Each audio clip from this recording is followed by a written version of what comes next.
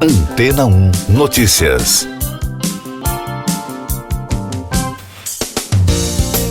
Bom dia! O tempo seco ajudou arqueólogos a encontrarem a lendária cidade perdida de Zaquico, após décadas debaixo da água, no reservatório de Mossul, no rio Tigre, no Iraque. A descoberta foi divulgada nesta semana por uma equipe da Universidade de Tübingen, na Alemanha.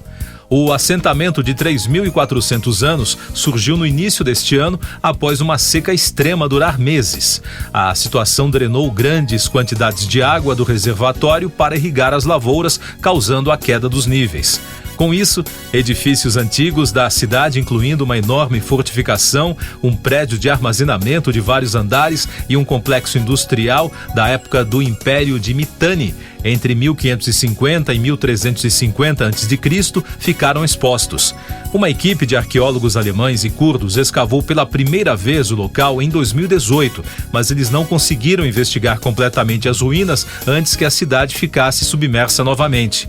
As construções, localizadas em Kemumi, na região do Kurdistão, controlava grande parte do norte da Mesopotâmia e da Síria, e só voltou a ficar exposta mais uma vez entre janeiro e fevereiro deste ano, quando os pesquisadores tentaram investigar o local antes que a cidade voltasse a ficar coberta pelas águas. Um dos principais pontos de destaque das construções antigas são as muralhas do forte, algumas com vários metros de altura que estavam extremamente bem conservadas, apesar de ficarem mantidas debaixo da água durante mais de 40 anos. Segundo os investigadores, a condição de conservação das paredes, feitas de tijolos de barro secos ao sol, deve-se ao fato de o edifício ter sido coberto por uma camada protetora de entulho durante o terremoto que destruiu a cidade em 1350 a.C.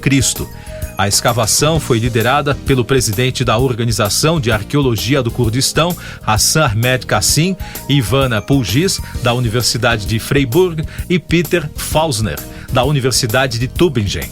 A construção é considerada muito importante porque enormes quantidades de mercadorias devem ter sido armazenadas no complexo, provavelmente trazidas de toda a região, afirmou Pulgis ao tabloide britânico Daily Mail. Os arqueólogos agora esperam fornecer informações importantes sobre o fim da cidade do período Mitanni e o início do domínio assírio na região, incluindo política, economia e história. E daqui a pouco você vai ouvir no podcast Antena 1 Notícias. A Covid-19 continua a se disseminar no mundo em nível intenso, alerta a OMS. União Brasil lança pré-candidatura de Luciano Bivar. Câmara aprova a urgência de projetos que podem reduzir contas de luz e preços dos combustíveis. A Organização Mundial da Saúde alertou na terça-feira que a pandemia de Covid-19 continua a se disseminar em nível bastante intenso pelo mundo.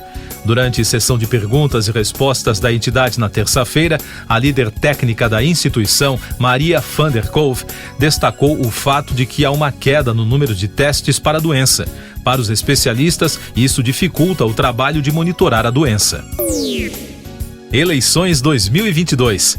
A União Brasil lançou a pré-candidatura de Luciano Bivar à presidência em cerimônia em Brasília e com a presença de diversas lideranças.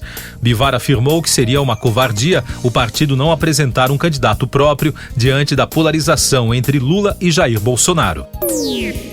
A Câmara dos Deputados aprovou a urgência de 2 projetos que podem amenizar reajustes na conta de luz e nos preços de combustíveis, em tentativa de diminuir a pressão inflacionária.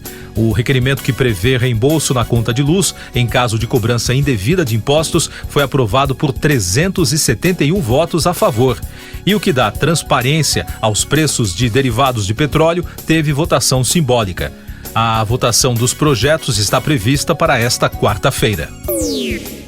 Eu sou João Carlos Santana e você está ouvindo o podcast Antena 1 Notícias. Trazendo os números da Covid no Brasil, o país registrou na terça-feira 159 mortes pela doença em 24 horas, totalizando mais de 666.700 óbitos desde o início da crise.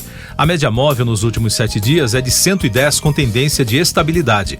Também foram notificados mais de 41.400 novos casos, somando mais de 31 milhões. Com isso, a média móvel de infecções no mesmo período de 7 dias foi a 26.200. E os dados da vacinação mostram que já passa de 166 milhões e 100 mil o número de brasileiros que completaram o esquema vacinal, o que representa 77,33% da população. Em São Paulo, o Comitê de Medidas de Vigilância em Saúde do Governo do Estado voltou a recomendar o uso de máscaras contra a Covid em ambientes fechados. A mudança ocorreu após uma alta de 120% de internações pela doença em maio. Mais destaques do noticiário nacional no podcast Antena 1 Notícias. O número de mortos pelas chuvas em Pernambuco subiu para 106, de acordo com o balanço do governo do estado. As buscas por desaparecidos seguem em Vila dos Milagres, no Recife, no Curado 4, em Jaboatão e em Areeiro, em Camaragibe. O total de desabrigados já passa de 6.198. A Polícia Rodoviária Federal criou uma comissão interventora para investigar a morte do homem asfixiado e morto dentro de uma viatura da corporação em Sergipe. Os interventores são 5 agentes de Brasília e 1 do Ceará. O grupo é presidido pelo diretor executivo em exercício da PRF, Daniel Souto. No Paraná, entidades apresentaram uma notícia-crime ao Ministério Público Estadual contra professores de um cursinho que tem aula que mostra como transformar uma viatura em câmara de gás. Começa a ser emitido nesta quarta-feira o novo modelo da Carteira Nacional de Habilitação, de acordo com decisão do Conselho Nacional de Trânsito, o CONTRAN. A resolução assinada em dezembro do ano passado determina que não há necessidade de troca imediata para o novo documento. Destaque da economia, a Secretaria da Receita Federal prorrogou para o dia 3 de junho o prazo de renegociação de dívidas das empresas com o Simples Nacional. O prazo acabaria na terça-feira, dia 31. Até a semana passada, das cerca de 400 mil empresas aguardadas pelo governo para aderirem ao programa, 100 mil haviam aderido. As dívidas estimadas chegam a 8 bilhões de reais. Cultura Pop. Um exemplar da primeira edição do livro Harry Potter e a Pedra Filosofal, autografado pela autora J.K. Rowling, será leiloado em Londres com ofertas a partir de 200 mil libras. A rara publicação é uma das 500 cópias de capa dura do livro que foram impressas em uma primeira tiragem em 1997. O livro está sendo vendido pela casa de leilões Christie's. Cinema. O filme Top Gun Maverick se tornou a maior bilheteria de estreia na carreira do ator Tom Cruise, que estreou na última sexta-feira nos Estados Unidos. A produção já arrecadou mais de 100 milhões de dólares em vendas de ingressos, de acordo com a Paramount Picture.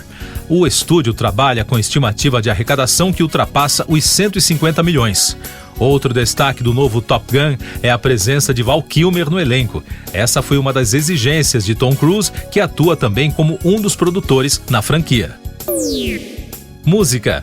A cantora e compositora britânica Jessie J anunciou que fará um show em São Paulo no dia 10 de setembro no pavilhão Pacaembu, após o Rock in Rio. No Festival Carioca, a artista substituirá Joss Stone no palco Sunset no dia 8, no mesmo dia de Corinne Bailey Rae, Gloria Groove e Duda Beat. Últimos destaques do podcast Antena 1 Notícias, edição desta quarta-feira, 1º de junho.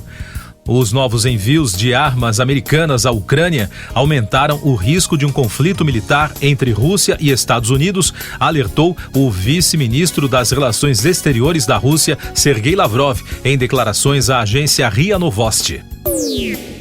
Na China, a cidade de Xangai começou a retomar nesta quarta-feira de maneira lenta as atividades, depois que as autoridades flexibilizaram as restrições anti-Covid, que provocaram um confinamento de 2 meses e afetaram duramente a economia chinesa. Na Espanha, Casia Galânio, ex-mulher de Abdelaziz bin Khalifa Al Thani, tio do emir do Catar, foi encontrada morta em casa na cidade de Marbella no último domingo, informaram as agências de notícias na terça-feira. O corpo da ex-princesa do Catar foi achado após sua filha mais nova, que mora em Paris, contatar a polícia espanhola, pois não conseguia contato com a mãe durante vários dias. Siga nossos podcasts em antena1.com.br. Este foi o resumo das notícias que foram ao ar hoje na Antena 1.